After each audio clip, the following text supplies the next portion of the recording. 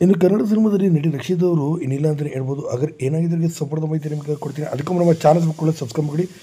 ಏನು ಕನಸು ಪಾಡಿನ ದಮ್ ಮತ್ತು ಅಪ್ಪು ಸಿನಿಮಾದಲ್ಲೆಲ್ಲ ಹೆಸರು ಮಾಡಿದಂಥ ನಟಿ ರಕ್ಷಿತ್ ಅವರ ಬಗ್ಗೆ ಬಂದ ಅತಿ ದೊಡ್ಡ ಆಘಾತಕಾರಿ ಸುದ್ದಿ ಅಂತ ಹೇಳ್ಬೋದು. 2008ರಲ್ಲಿ ಶಿವರಾಜ್ ಕುಮಾರ್ ಅವರ ಜೊತೆ ಅಭಿನಯಿಸಿದಂಥ ಕೊನೆಯ ಸಿನಿಮಾನೂ ಕೂಡ ಇದಾಗಿತ್ತು. ಇದೆಲ್ಲ ಆದ ನಂತರ ರಕ್ಷಿತ್ ಅವರು ಸಂಪೂರ್ಣವಾಗಿ ಚಿತ್ರರಂಗದಿಂದ ದೂರನೇ ಉಳಿದ್ರು ಅಂತ ಹೇಳ್ಬೋದು.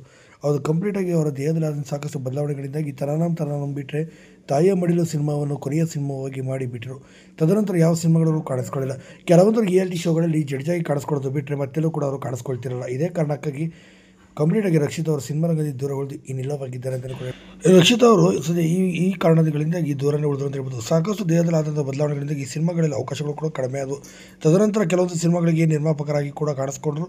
ಅದರಲ್ಲಿ 1-2 ಸಿನಿಮಾಗಳು ಹಿಟ್ ಆಗಿದ್ದು ಬಿಟ್ಟರೆ 3 ಸಿನಿಮಾಗಳು ಫ್ಲಾಪ್ ಆಯಿತು. ತದನಂತರ ನಿರ್ಮಾಣದಿಂದ ಕೂಡ ದೂರ ಉಳಿದು ಕೆಲವೊಂದು ರಿಯಾಲಿಟಿ ಶೋಗಳಲ್ಲಿ ಜಡ್ಜಾಗಿ ಕಾಣಿಸ್ಕೊಳ್ತಾ ಬಂದರು. ಕಂಪ್ಲೀಟಾಗಿ ಸಿನಿಮಾ ರಂಗದಿಂದ ದೂರ ಉಳಿದು ಈಗ 17 ವರ್ಷಗಳ ಕಳೀತಾ ಹೋಯಿತು. ಇಂದಿಗೂ ಕೂಡ ರಕ್ಷಿತ್ ಅವರು ಮಾಡಿದಂಥ ಸಿನಿಮಾಗಳು ಅಜರಾಮರವಾಗಿದ್ದಾವೆ.